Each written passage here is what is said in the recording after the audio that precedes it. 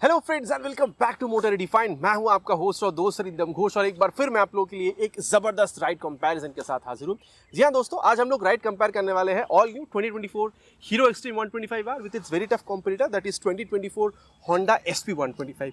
जी हां दोस्तों, दोनों 125 सीसी सेगमेंट में आप लोगों को यहाँ पर कंपनी ऑफर कर रही है और क्योंकि होंडा SP 125 काफ़ी अपनी माइलेज की वजह से जानी जाती है मार्केट में, तो कॉमन सी डाउट बनी हुई है कि भाई खरीदना चाहिए तो कौन सा। तो यही जो डाउट है आज मैं आप लोग की दूर करूंगा, बताऊंगा कि यहाँ पर आप लोगों को चीज़ें दोनों में मिल क्या क्या है, फीचर स्पेसिफिकेशन, माइलेज आप लोगों को क्या देखने को मिल जाएगी, प्राइस आप कितना पे करेंगे। साथ ही दोस्तों मेन जो आज फोकस रहेगा वो ये है कि भाई चलाते वक्त दोनों में आप लोगों को डिफरेंस क्या समझ में आ सकती है। और दोस्तों आगे बढ़ने से पहले very special thanks to GP auto centre Krishnanagar for providing me this extreme 125R, ताकि मैं आप लोगों तक एक कंपैरिजन पहुंचा सकूं। वेस्ट बंगाल के कृष्णनगर आसपास के एरिया में अगर आप रहते हैं, कोई भी आप हीरो या हाले की प्रोडक्ट खरीदना चाहते हैं, शोरूम को कांटेक्ट बिल्कुल कर सकते हैं।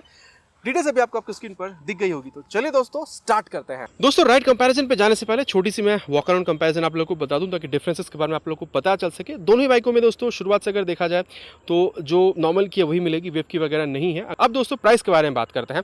सबसे पहले SP 125 के बारे में बात करते हैं। दो वेरिएंट मिलेगी, ड्रम एंड डिस्क। ड्रम की जो स्टार्टिंग प्राइस है 1,02,000 तक में आपको मिलेगी और ये जो डिस्क वेरिएंट है 1,06,500 तक में आप लोग को मिल जाएगी।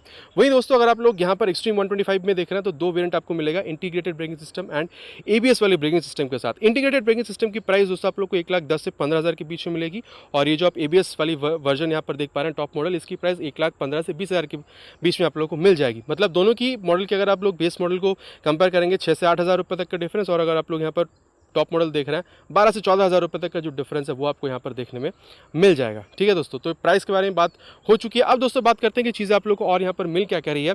दोनों में ही दोस्तों आप लोग को ऑलरेडी हेडलैम्प का जो सेटअप है यहाँ पर ये देखने को मिल जाएगा, लेकिन यहाँ पर आपको कोई प्रोजेक्टर जैसी चीज़ देखने में नहीं मिलेगी। बाकी यहाँ पर आप लोग को बल्ब की जो टर्न इंडिकेटर्स है वो मिल रही है, लेकिन जब आप यहाँ पर आ रहे हैं दोस्तों LED हेडलैम्प का सेटअप तो है ही, मतलब DRL आप लोग को मिल रही है। Then twin projector LED headlamp का जो सेटअप है वो भी आप लोग को मिल रहा है और हज़ार लैम्प के साथ साथ आप लोग को यहाँ पर ये जो LED ब्लिंकर्स है दोस्तों ये भी आप लोग को यहाँ पर प्लस पॉइंट मिल रहा है जो आप लोग को SP में नहीं मिलेगी। देन अगर आप लोग सस्पेंशन देख रहे हैं दोस्तों SP में 31 mm की आप लोगों को टेलीस्कोपिक मिलेगी, लेकिन यहाँ पर आप लोग को 37 mm की टेलीस्कोपिक फोक मिल रही है, तो डेफिनेटली एक प्लस पॉइंट है। टायर में अगर आप लोग देख रहे हैं तो 90/90 सेक्शन की tyre with 17 inches of alloy wheel, लेकिन SP में आप लोग को 80/100 सेक्शन की tyre with 18 inches of alloy wheel मिल रही है, तो यहाँ पर भी एक डिफरेंस है। देन मैंने आपको ऑलरेडी बताया कि ड्रम और डिस्क दो वेरिएंट मिलती है। ड्रम में अगर आप लोग जाते हैं तो 130 mm की ड्रम ब्रेक आपको मिलेगी, क्योंकि यहाँ पर आप डिस्क वेरिएंट देख पा रहे हैं तो 240 mm की ये जो डिस्क है वो आप लोग को ये निसन की कैलिपर के साथ देखने में मिल जाती है। लेकिन जब आप यहाँ पर एक्सट्रीम में आ रहे हैं तो चीज़ें थोड़ी सी डिफरेंट है। और अगर आप लोग फ्रंट में देखते हैं तो IBS ब्रेकिंग में यहाँ पर आप लोगों को IBS ब्रेकिंग के साथ जब आप देख रहे हैं फ्रंट में आप लोगों को 240 mm की डिस्क मिलेगी विथ बाइब्रेक कैलिपर, लेकिन यहाँ पर आप लोगों को ये ABS के साथ आप देख पा रहे हैं तो 276 mm की बड़ी सी डिस्क मिल रही है नॉर्मल कैलिपर के साथ। देन दोस्तों अगर आप लोग यहाँ पर इंजन देख रहे हैं तो यहाँ पर भी बहुत ज़्यादा डिफरेंस नहीं है, लेकिन क्या है वो मैं आपको बता दूँ। यहाँ पर आप लोग 124.78 cc SOHC 2 valve air cool fuel injected engine मिलेगी, वही जो आप लोगों ने ग्लैमर में देखी थी, लेकिन एक्स्ट्रा क्या है sprint EBT, smooth power response and instant torque with EBT engine balancer technology, ताकि इसको ज़्यादा स्मूथ बनाया जा सके और इंस्टेंट मतलब टॉर्क वगैरह आपको मिल रही है, तो नाम से समझ में आ रहा है। बाकी दोस्तों यहाँ पर आप लोग को 11.4 PS की पावर और 10.5 Nm तक की टॉर्क जो है वो यहाँ पर देखने में मिल जाएगी 5 स्पीड गियर बॉक्स के साथ। लेकिन दोस्तों जब आप यहाँ पर आ रहे हैं यहाँ पर भी आप लोगों को 123.98 cc SOHC 2 valve air cool fuel injected engine ही मिल रही है। पावर फिगर भी आप लोगों को दोस्तों यहाँ पर थोड़ी कम मिलेगी 10.9 PS तक की। बाकी चलने में कैसी है वो तो आगे हम लोग देखेंगे ही। साथ ही 10.8 Nm तक की टॉर्क आप लोग को यहाँ पर मिल रही है, तो थोड़ी सी टॉर्क आप लोग को यहाँ पर ज़्यादा मिलेगी। बाकी 5 स्पीड गियर बॉक्स आपको यहाँ पर भी देखने को मिल रही है। अब दोस्तों अगर आप लोग देख रहे हैं तो यहाँ पर आप लोगों को जो ओपन इंजन सिस्टम है वो आप लोग को यहाँ पर देखने में मिल रहा है। बाकी main stand, side stand cut off sensor आप लोग को एक्सट्रीम में देखने को मिल जाएगी। लेकिन जब आप SP पे आ रहे हैं तो यहाँ पर आप लोग को जो क्लोज्ड चेन सिस्टम है वो आप लोग को यहाँ पर देखने में मिलेगी। बाकी ये जो मेन स्टैंड है, side stand cut off sensor यहाँ पर भी आपको बिल्कुल देखने में मिल जाएगा। अब दोस्तों जब आप रेयर सेक्शन की बात कर रहे हैं तो एक्सट्रीम में आप लोगों को यहाँ पर 120/80 सेक्शन की tyre with 17 inches of alloy wheel मिलेगी, लेकिन यहाँ पर जब आप देख रहे हैं तो 100/80 सेक्शन की tyre with 18 inches of alloy wheel यहाँ पर आपको मिल रही है। और दोनों में ही दोस्तों आप लोगों को यहाँ पर 130 mm की जो ड्रम ब्रेक है वो देखने में मिल जाएगी। बाकी यहाँ पर आप लोगों को डुअल हाइड्रोलिक सस्पेंशन मिल रही है और एक्सट्रीम में आप लोगों को शो आगे 7 स्टेप एडजस्टेबल मोनोशॉक सस्पेंशन बिल्कुल देखने में मिल जाती है। सीट हाइट थोड़ी सी डिफरेंट है, यहाँ पर है 790 mm की और एक्सट्रीम में आप लोग को 794 mm तक की मिलेगी। बाकी दोस्तों कितनी ज़्यादा डिफरेंस है दोनों में चलाते वक्त तो आगे देखेंगे ही। टैंक में भी थोड़ी सी डिफरेंस है, यहाँ पर आप लोग को 11.2 की मिलेगी मिलेगी वहाँ पर आपको 10 की मिलेगी। बाकी ये मेटालिक है, लेकिन यहाँ पर आपको ये फाइबर कवर मिल रही है ताकि इसको और ज़रा स्टाइलिश बनाया जा सके। बाकी यहाँ पर 10 लीटर की है और माइलेज दोनों में आप लोगों को 55-60 किलोमीटर तक की आप एक्सपेक्टेशन रख सकते हैं। बाकी दोस्तों अगर आप लोग यहाँ पर ग्राउंड क्लियरेंस देख रहे हैं तो यहाँ पर 160 mm की है और एक्सट्रीम में 180 mm की है, तो यहाँ पर भी डिफरेंस है। वेट में भी डिफरेंस है, इसमें आप लोगों को 116 किलोग्राम की मिलेगी, लेकिन जब आप यहाँ पर देख रहे हैं तो 136 किलोग्राम, 20 किलोग्राम तक की फ़र्क है। चलाते वक्त आगे इसको और ज़्यादा समझने की बिल्कुल कोशिश करेंगे दोस्तों। और सीट हाइट, अगर आपकी हाइट 5'2" तक की भी है, दोनों ही बाइक को मैनेज करने में प्रॉब्लम नहीं होनी चाहिए। बाकी यहाँ पर आप लोग को स्प्लिट ग्रैब हैंडल और यहाँ पर आप लोग को नॉर्मल ग्रैब हैंडल मिल रही है, वहाँ पर स्प्लिट सीट है, यहाँ पर आपको नॉर्मल सीट मिल रही है। अगर आप लोग ये हैंडल बार देखते हैं तो हैंडल बार बेशक यहाँ पर चौड़ी है, लेकिन ये थोड़ी सी अंदर की तरफ आ रही है, लेकिन एक्सट्रीम में थोड़ी सी मतलब स्ट्रेट रहती है। जो अंदर की तरफ आ रही है ना, एक्सट्रीम में आप लोग को सीधा मिलता है, ठीक है। अब साथ ही आप लोगों को यहाँ पर ये जो मतलब pass light, high beam, low beam का ऑप्शन यहाँ पर मिल रहा है, टर्न इंडिकेटर्स, हॉर्न ठीक ठाक है, बहुत ज़्यादा लाउड ऐसे नहीं कहूँगा। देन ये इंजन किल स्विच और यहाँ पर इसको इंटीग्रेट कर दिया है, इंजन स्टार्ट स्टॉप स्विच को। एक बार दोस्तों इसकी जो एग्जॉस्ट साउंड है वो भी आप लोग यहाँ पर सुन लीजिए।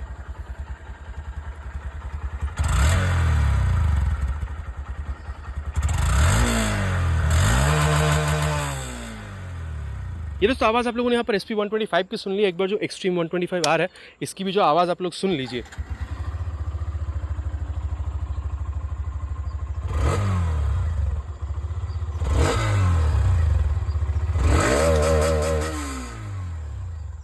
दोनों की आवाज़ आप लोगों ने सुन ली। आप लोगों को कौन सा बेहतरीन लगा दोस्तों, प्लीज़ नीचे कमेंट पे लिखकर मेंशन कीजिएगा। और यहाँ पर अगर आप लोग आते हैं तो ऑल LED हेड, ऑल मतलब यहाँ पर डिजिटल कंसोल तो मिल रहा है, लेकिन ब्लूटूथ एनेबल्ड नहीं है दोस्तों। बाकी आप लोग देख सकते हैं पूरा एक बार ये थॉट मतलब स्वाइप लेती है। देन आप मतलब यहाँ पर जो फ्यूल है वो आप देख सकते हैं, मतलब फ्यूल गेज सेंसर आप लोग को मिल रही है, स्पीडोमीटर मिल रही है, टैकोमीटर यहाँ पर नहीं है, ओडोमीटर आप लोग को मिल जाएगी, टाइम आपको दिखा रही है और गियर पोजिशन सेंसर आप लोगों को मिल रहा है। और यहाँ पर आप देख सकते हैं बटन का इस्तेमाल करने पे आप लोगों को यहाँ पर ये सेलेक्ट का बटन इस्तेमाल करने पे ट्रिप बी और एवरेज वगैरह जो है विद डिस्टेंस टू एम्प्टी ये आप लोग को यहाँ पर दिखा देती है। बाकी आईना के बारे में दोस्तों आगे हम लोग चलते हुए यहाँ पर बात करेंगे।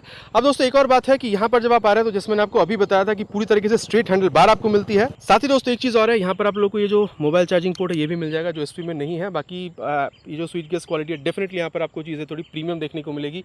पास लाइट का switch, high beam, low beam, then hazard lamp का स्विच, टर्न सिग्नल, हॉर्न यहाँ पर आपको थोड़ा बेहतर दिख सकता है। बाकी ये भी नॉर्मल है, बहुत ज़्यादा लाउड नहीं है। और engine kill switch, start stop का स्विच एक साथ आपको इंटीग्रेटेड देखने को मिल जाएगी। बाकी दोनों में ही दोस्तों बाइक में आप लोग को E20 का सपोर्ट भी मिलेगा, मतलब OBD2 की तो अपडेट है ये, साथ ही फ्लेक्सिबल कंपैटिबल इंजन भी आपको दोनों ही बाइकों में मिल जाएगी। और साथ ही दोस्तों ये ब्लूटूथ एनेबल मीटर कंसोल है। अगर आप लोग यहाँ देखते हैं तो बहुत सारी लोगो आप लोग को यहाँ पर दिखेगी। भले टर्न बटन नेविगेशन आप लोग को यहाँ पर ना मिले, लेकिन यहाँ पर आप लोग कॉल SMS अलर्ट वगैरह जो वो आप यहाँ पर बिल्कुल एक्सेस कर सकते हैं। अगर दोस्तों आप लोग यहाँ पर हीरो राइडर गाइड ऐप को मोबाइल में डाउनलोड इंस्टॉल करके ब्लूटूथ के सारे जोड़ रहे हैं तो कई और सारी जो कनेक्ट टेक्नोलॉजी है वो भी आप यहाँ पर इस्तेमाल कर पाएंगे। बाकी खास चीज़ ये है कि टैकोमीटर यहाँ पर आपको मिल रही है जो उसमें में नहीं थी, स्पीडोमीटर आप लोग को मिल जाएगी, ओडोमीटर मिल रही है, गियर पोजिशन सेंसर आपको मिलेगी, टाइम भी आपको दिखा रही है, फ्यूल गेज सेंसर भी आपको दिखा रही है, ABS की sensor, engine malfunction light, neutral position sensor, ये सारी चीज़ें आप लोग को यहाँ पर दिखा रही है। और मोड का बटन अगर आप इस्तेमाल करते हैं तो ट्रिप A, ट्रिप B और एवरेज वगैरह जो चीज़ें हैं वो आप लोग को यहाँ पर भी दिख जाएगी। अब दोस्तों आईना, यहाँ पर भी हम लोग आगे चलते हुए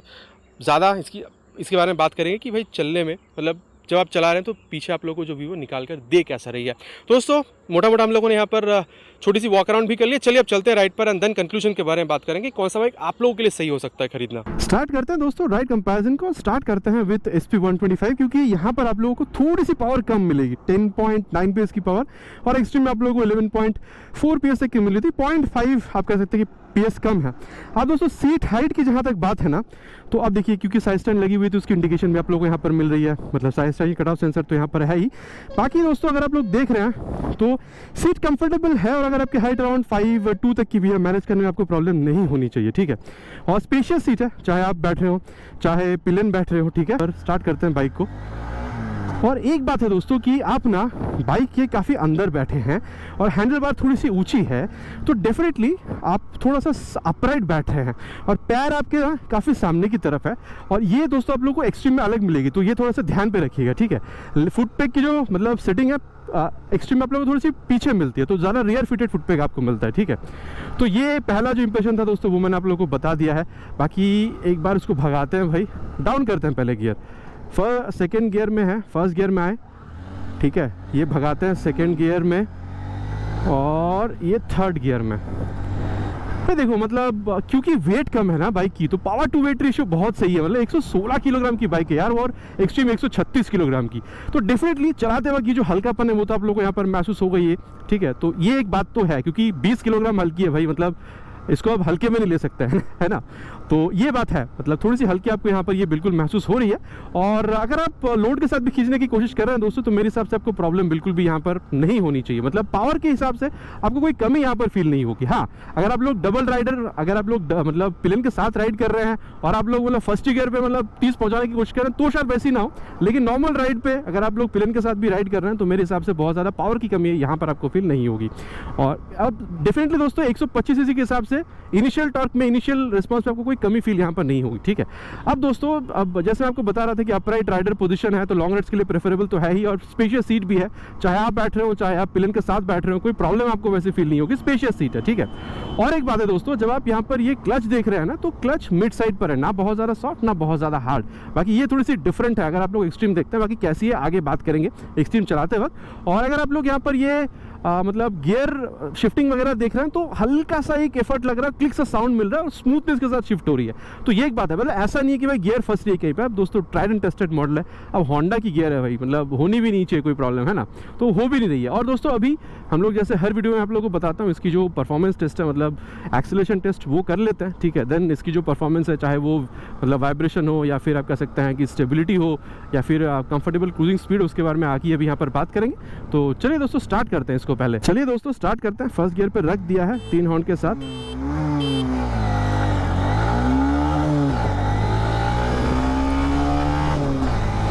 ये 0 to 60 आप लोगों ने देख लिया है। Now it's time for 0 to 100। Let's see.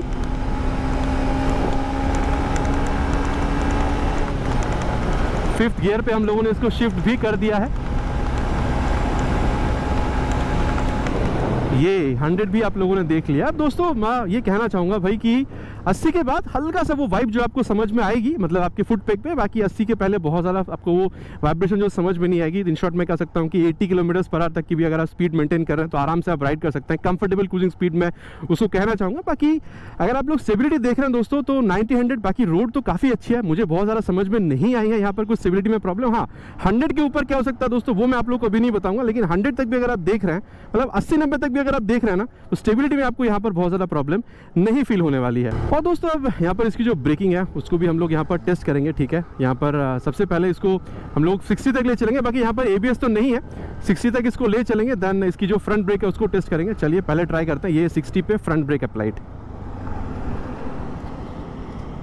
अच्छा, बाकी देखिए दोस्तों, मैं अपना जो ट्रू एक्सपीरियंस है वो मैं आप लोगों के साथ शेयर करूंगा। यहाँ पर ये जो आप ब्रेक लीवर देख रहे हैं, ये थोड़ी सी सॉफ्टर साइड पर है, तो आपको ज़्यादा पुल करने की, मतलब आपको ज़्यादा पुल करना हो रहा है, तभी आप लोग को जो अच्छा रिस्पॉन्स है वो देखने को मिलेगा। बाकी ठीक है दोस्तों, मतलब बाइक फिसल रही है ऐसा नहीं है, ठीक है। और अगर आप मतलब बाइक की जो बाइट फीडबैक है वो देख रहे हैं, तो वो आपको यहाँ पर बेहतर ही देखने को मिले, में कोई प्रॉब्लम यहाँ पर आपको फील नहीं होगी। बाकी इसके मुकाबले एक्सट्रीम कितनी बेहतर है वो तो मैं एक्सट्रीम चलाते वक्त आपको बताऊंगा।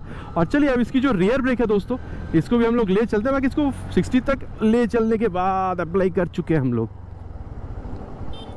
ओहो, 100 की यहाँ पर रियर टायर है दोस्तों। लेकिन ताजुब की बात यह है कि भाई मैंने एक्सट्रीम भी इसको प्रेस किया, लेकिन ये फिसल नहीं रही है। लेकिन बात यह भी है कि अप्लाई करते से बाइक रुक भी नहीं रही है, क्योंकि अमूमन हर एक बाइक में दोस्तों आपको यही चीज़ जो है देखने में मिलती है।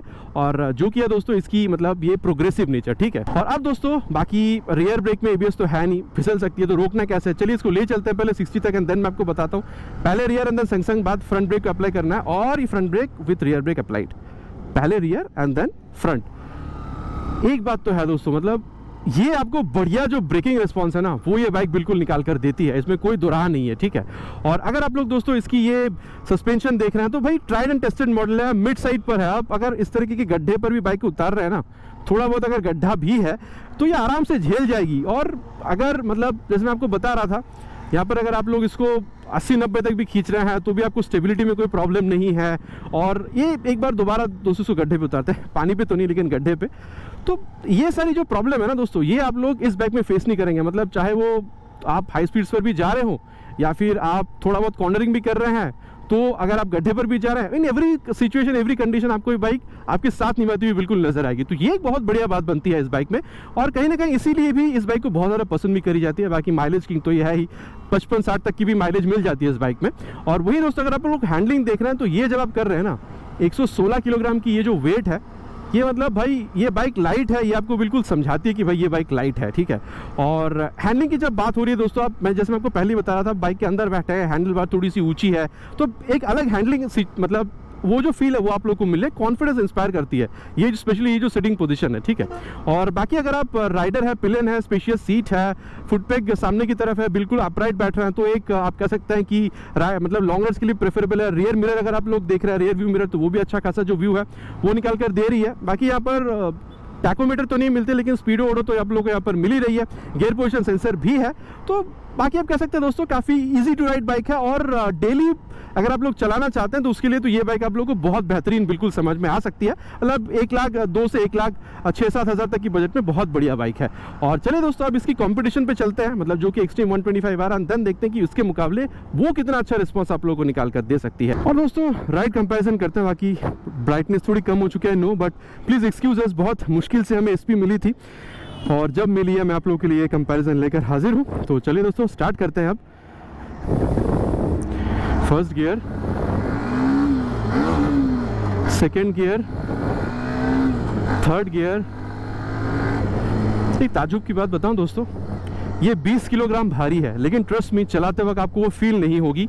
और जब आप बैठ रहे हैं ना, तो भी मतलब वो जो सिटिंग पोजीशन में जो डिफरेंस है वो भी आपको फील नहीं हो रही है। बाकी एक चीज़ है, ये जो हैंडल बार्स आप देख रहे हैं ये थोड़ी सी पतली है, तो ग्रिप आपको और ज़्यादा बेहतरीन मिल रही है यहाँ पे।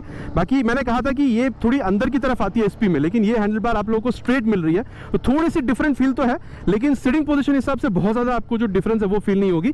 बाकी यहाँ पर रियर फिटेड फुटपैग है जो आप लोग को एसपी में सामने मिल रही थी, तो ये एक डिफरेंस जो है वो आप लोगों को यहाँ पर बिल्कुल फील होने वाली है। तो कंफर्टेबल है दोस्तों, मतलब अगर आप स्ट्रेट भी, मतलब यहाँ पर भी आप बिल्कुल ही स्ट्रेट बैठ रहे हैं। ये थोड़ी सी स्पोर्टी पोजीशन है क्योंकि जो फुटपैग है वो आप लोगों को रियर फिटेड मिल रही है, तो स्पोर्टी येट कंफर्टेबल जो फील है वो आप लोगों को यहाँ पर मिल रही है। चाहे आप फर्स्ट सेकंड थर्ड गियर में भी बाइक को उठा रहे हैं, लोड के साथ भी उठा रहे हैं, कोई प्रॉब्लम नहीं है। आप राइडर हैं, आप पिलियन हैं, आपको एनफ स्पेस भी मिल रहा है बैठने के लिए, और पकड़ के पीछे बैठने के लिए तो ग्रैब हैंडल है ही।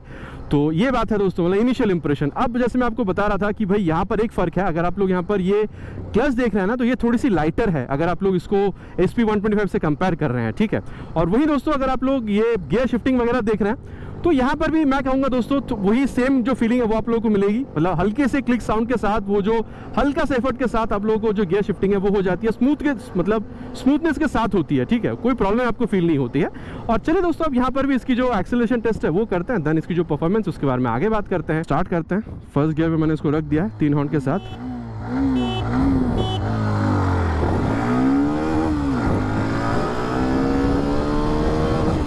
0 to 60 आप लोगों ने देख लिया है। Now it's time for 0 to 100।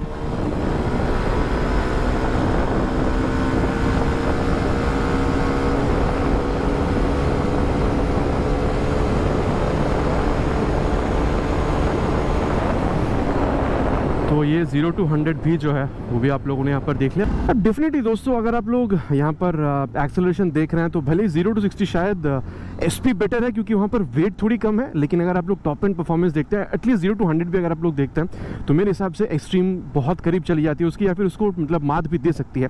बाकी एग्जैक्ट टाइमिंग्स दोस्तों आप लोगों ने स्क्रीन पर भी देख ली है। और जहाँ तक बात है वाइब्रेशन की दोस्तों, तो यहाँ पर ये जो स्प्रिंटिविटी दिया गया है, smooth power response and initial torque और इंजन बैलेंसर टेक्नोलॉजी, इसकी वजह से आप कह सकते हैं कि हाँ वाइब्रेशन में यहाँ पर आप लोगों को चीज़ बेहतर दिख रही है। मतलब SP में भी आप लोगों को 80 के बाद थोड़ी वाइब्रेशन दिखती है, लेकिन यहाँ पर आप लोगों को 90-100 तक भी वाइब्रेशन बहुत ज़्यादा समझ में नहीं आ रही है। और इनफैक्ट मैं ये भी कह सकता हूँ कि इसकी जो कंफर्टेबल क्रूजिंग स्पीड रहेगी दोस्तों, वो भी आप लोगों को 90-100 तक आप आराम से क्रूज कर सकते हैं, इसमें कोई प्रॉब्लम आपको नहीं होनी चाहिए। और चलिए दोस्तों अब यहाँ पर इसकी जो ब्रेक है उसको भी टेस्ट करते हैं। भाई यहाँ पर ABS दी गई है, तो सबसे पहले इसको हम लोग 60 पर ले चलेंगे, एंड देन फ्रंट ब्रेक 60 पे ले करके फ्रंट ब्रेक अप्लाइड। हाँ अब देखिए दोस्तों एक बात तो है कि भाई ABS है तो हल्की से वो इंट्रूशन भी समझ में आई है, कहीं ना कहीं थोड़ी सी ब्रेकिंग रिस्पांस आप लोग को यहाँ पर बेहतर मिल रही है, ठीक है। SP भी बहुत तगड़ी है, लेकिन यहाँ पर कहीं ना कहीं थोड़ी सी आपको बेहतरीन देखने में बिल्कुल मिल रही है। और बाकी ब्रेक की जो बाइट फीडबैक है वो आप लोगों को सिमिलरली देखने को मिल रही है, बहुत ज़्यादा फर्क नहीं है। बाकी ये आप लोगों को थोड़ी सी सॉफ्टर साइड पर ही मिल रही है, मिड साइड पर ये जो फ्रंट ब्रेक लीवर है, तो थोड़ा सा आपको पुल करना हो रहा है, तभी आपको अच्छा जो रिस्पॉन्स है वो देखने को मिल रहा है। और साथ ही साथ दोस्तों रियर ब्रेक को भी अप्लाई करते हैं। चलिए रियर ब्रेक को भी अप्लाई कर दिया है। हाँ। अच्छा, यहाँ पर ना दोस्तों मैं एक चीज़ कहना चाहूँगा कि यहाँ पर भी वही आप लोगों को जो प्रोग्रेसिव नेचर है वही आप लोगों को जैसे एसपी में मिल रहा था वही देखने को मिल रहा है, तो यहाँ पर भी कोई चेंज नहीं है। अब ले चलते हैं दोस्तों बाइक को पहले 60 पर, देन रियर के साथ फ्रंट को, rear with front brake applied. हाँ, यहाँ पर एक चीज़ समझ में आया दोस्तों कि एबीएस की इंट्रूशन यहाँ पर आपको समझ में आ रही है, तो बाकायदा यहाँ पर आप लोगों को जो मतलब ओवरऑल रिस्पॉन्स है ना, देखिए एसपी में भी आप लोगों को काफ़ी बेहतरीन रिस्पॉन्स मिल रही है ब्रेकिंग के हिसाब से, लेकिन क्योंकि यहाँ पर एबीएस है तो पहली बात तो ये कि भाई एक साइकोलॉजिकल मैटर बनती है कि भाई मैं फिसलने से बच सकता हूँ, तो वो एक बात है। साथ ही आप लोगों को यहाँ पर ओवरऑल जो ब्रेकिंग रिस्पॉन्स भी है ना कहीं थोड़ी सी आप लोगों को बेहतरीन देखने को मिल रही है। बाकी ये 276 mm ये जो डिस्क है इसकी बात कर रहा हूँ, 240 mm पे आप लोगों को दोनों की जो ब्रेकिंग है बिल्कुल सेम देखने को मिलेगी, क्योंकि वहाँ पर आईबीएस मिलेगी आप लोगों को, ठीक है। और कॉर्नरिंग दोस्तों ये इस बाइक की सबसे बेहतरीन चीज़ है, ये देखिए इसको अगर आप इतने स्लो स्पीड पर भी मोड़ रहे हैं ना, पूरा लीन कर दीजिए बाइक को भाई, फिर भी आपको डर नहीं लगेगी। और बात यह है दोस्तों कि एसपी में भी आपको काफ़ी बेहतरीन ही देखने को मिल रही है कॉर्नरिंग अगर आप देख रहे हैं, लेकिन कहीं ना इस बाइक में क्योंकि ये व्हील बेस अच्छी है, थोड़ी लंबी है व्हील बेस, जो हैंडल बार है ये भी काफ़ी चौड़ी है, बाइक के थोड़े अंदर बैठ रहे हो, एक अलग सा फील आपको मिलेगा, अलग कॉन्फिडेंस आपको मिल रहा है अगर आप लोग कॉर्नरिंग कर रहे हैं। अगर देखिए दोस्तों हाई स्पीड पे कभी भी कॉर्नरिंग में रिकमेंड नहीं करता हूँ, छोटे मोटे स्पीड पे कर रहे हैं तो भाई आपको ये मज़ा ही देने वाली है। और अब दोस्तों अगर मैं आप लोगों को यहाँ पर इसकी मतलब सस्पेंशन और ओवरऑल जो मतलब इसकी हैंडलिंग उसके बारे में बताऊँ, तो देखिए सस्पेंशन यहाँ पर ना आपको मतलब आप कह सकते हैं कि मिड साइड पर मिल रही है, लेकिन ये एडजस्टेबल है, तो अगर आप चाहें तो उसको थोड़ा सा हार्ड भी बना सकते हैं अगर आप स्पेशली रियर सस्पेंशन को अगर आप देख रहे हैं। बाकी यहाँ पर फ्रंट में आप लोगों को 37 mm की टेलीस्कोपिक फोक मिले, तो डेफिनेटली ये एक मतलब प्लस पॉइंट है अगर आप लोग एक्सट्रीम को देख रहे हैं SP 125 के मुकाबले में, ठीक है। और ओवरऑल मैं ये कह सकता हूँ दोस्तों कि ये भी उतनी ही आप लोगों को मदद करेगी, चाहे आप हाई स्पीड्स पर हैं, टॉप स्पीड्स पर है, या फिर अगर आप गड्ढे वगैरह पर भी जा रहे हैं तो काफ़ी हद तक एब्जॉर्ब करती हुई आपको दिखेगी। और जहाँ तक ओवरऑल हैंडलिंग की बात है, फ्रंट टू राइट बाइक है दोस्तों, मतलब आप अपराइट बैठ रहे हैं, रियर व्यू मिरर आपको इतनी अच्छी रियर व्यू दे रही है, speedo odo tacho Bluetooth enable meter console है, आप लोगों को यहाँ पर जो चार्जिंग पॉइंट है वो भी मिल रही है, इनर स्पेस आप लोगों को मिल रहा है, कॉर्नरिंग वगैरह पे मजा आ रहा है। एवरी राइड्स के लिए तो मजेदार है ही, जैसे मैं अभी हाईवे पे चला रहा हूँ, हाईवे पे भी ये आपको काफी मजे के साथ राइड बिल्कुल करने के लिए ये अलाउ करती है। तो ओवरऑल दोस्तों मैं कह सकता हूँ कि काफी फन टू राइड बाइक है, लेकिन अगर आप हैंडलिंग स्पेशली देख रहे हैं तो ये पैर की जो मतलब रियर फुट पे गया, इसके अलावा दोनों में हैंडलिंग में आप लोगों को बहुत ज्यादा डिफरेंस जो समझ में नहीं आएगी। लेकिन हाँ, अगर आप लोग कॉर्नरिंग देख रहे हैं, टॉप स्पीड देख रहे हैं, या फिर अगर आप लोग ये लीन वगैरह करने के लिए देख रहे हैं, तो ये बाइक में आप लोगों को थोड़ी सी ज्यादा कॉन्फिडेंस बिल्कुल समझ में आ सकती है व्हेन कंपेयर टू SP 125। और चलिए दोस्तों अब कंक्लूजन पे चलते हैं और बात करते हैं कि भाई दोनों बाइक में से खरीदना आप लोगों के लिए कौन सा सही हो सकता है। तो दोस्तों राइड कंपैरिजन आप लोगों ने देख ली है। अबे सत्यवचन की घड़ी, बाइक खरीदना आप लोगों के लिए कौन सा सही हो सकता है। बाकी दोस्तों पहले आपको बता दूं, थोड़ी ब्राइटनेस की आप लोगों को यहाँ पर कमी फील हो सकती है, I am really sorry for that. बाकी बाइक जैसे मिली है, बहुत कठिनाई से मिली है, मैंने आप लोगों के लिए राइड कंपैरिजन बना दिया है, तो please excuse me for that. अब बैक टू द पॉइंट दोस्तों, कंक्लूजन के बारे में अगर बात करी जाए दोस्तों, सत्यवचन की घड़ी में ये मैं कह सकता हूँ अगर आपकी बजट 1,05,000 तक में थी, आप लोगों को ये SP की ये जो एक आप कह सकते हैं कि ट्रेडिशनल लुक है ये आप लोगों को पसंद आती है, माइलेज आप लोगों को 55-60 तक की चाहिए, आप लोगों को ये होंडा की जो रिलायबल इंजन है ये आप लोगों को चाहिए थी। और ओवरऑल अगर आप लोगों को बाइक की लुक से दोस्तों अगर आप लोगों को मतलब कोई प्रॉब्लम नहीं है, तो मेरे ख्याल से क्योंकि काफ़ी अपराइट पोजीशन है, पैर भी आप सामने करके बैठते हैं, तो एक अपराइट पोजीशन आप लोगों को मिल रही है, लॉन्ग राइड्स के लिए भी आप इसको प्रेफर कर सकते हैं। तो प्राइस अगर दोस्तों आप लोग को 1,05,000 तक में अगर आपको बजट अलाउ कर रही है, तो मेरे ख्याल से ये बाइक आज भी बहुत बेहतरीन सेंस बना कर देती है। लेकिन दोस्तों आप लोग को 125 सीसी सेगमेंट में एयर कूलिंग के हिसाब से अगर देखा जाए तो आप लोग को सबसे स्पोर्टियर लुकिंग बाइक अगर आपको चाहिए, ठीक है, साथ ही चक्के आप लोगों को मोटी चाहिए, ABS मतलब सेफ्टी भी आप लोगों को ज़्यादा चाहिए, तो आप लोगों को यहाँ पर जो ब्लूटूथ एनेबल मीटर कंसोल है वो भी आप लोगों को चाहिए थी, माइलेज भी आप लोगों को 60 किलो मतलब आप कह सकते हैं कि KMPL तक की चाहिए। और मैं ये भी कहना चाहूँगा दोस्तों, अगर आप लोगों को थोड़ा लॉन्ग राइड पर भी जाना था, अपराइट सिटिंग पोजीशन चाहिए जैसे आप लोग को SP में मिल रही थी, आप लोगों को वो भी चाहिए थी, तो ये भी आप लोगों को दोस्तों एक्सट्रीम में यहाँ पर आपको मिल जाएगा। लेकिन दोस्तों आप लोगों को थोड़ा सा यहाँ पर पे ज़्यादा करना हो रहा है। अगर आपकी बजट अराउंड 1,10-12,000 से लेके 1,20-25,000 तक के बीच में है, तो मेरे ख्याल से दोस्तों क्योंकि यहाँ पर बहुत बेहतरीन लुक आपको मिल रही है, अच्छा हैंडलिंग आप लोगों को मिल रहा है, माइलेज आपको मिल रही है, आप लोगों को फीचर मिल रहा है और सेफ्टी आप लोग को ABS मिल रहा है, तो मेरे ख्याल से 1,20,22,000 तक के बजट में दोस्तों ये बाइक भी काफ़ी अच्छा सेंस बनाकर बिल्कुल देती है। तो दोस्तों ये था मेरा verdict about the ride comparison between these two bikes. बाकी आप लोग बिल्कुल बताइएगा दोनों में से कौन सा बाइक खरीदना आप पसंद करेंगे। बाकी दोस्तों देखिए दोनों ही बाइक अपने आप में सही है, प्रायोरिटी सेट करिए, मैंने आपको बता दिया कौन सी बाइक में क्या मिल रहा है, तो जिस बाइक में भी आपकी प्रायोरिटी ज़्यादा फुलफिल होती है, अब मेनली प्राइस को मद्देनजर, तो आप लोग वो बाइक बिल्कुल आप लोग चूज कर सकते हैं, दोनों ही बाइक अपने आप में बहुत सही है। तो दोस्तों ये था मेरा वर्डिक्ट। बाकी आप लोग बिल्कुल बताइएगा दोनों में से कौन सा बाइक खरीदना आप पसंद करेंगे। आशा करता हूँ वीडियो आप लोग को पसंद आई होगी। बहुत जल्द मिलेंगे मिलेंगे इसी तरीके की एक नए वीडियो में एक नए बाइक या स्कूटर के साथ। Till then ride safe and जय हिंद।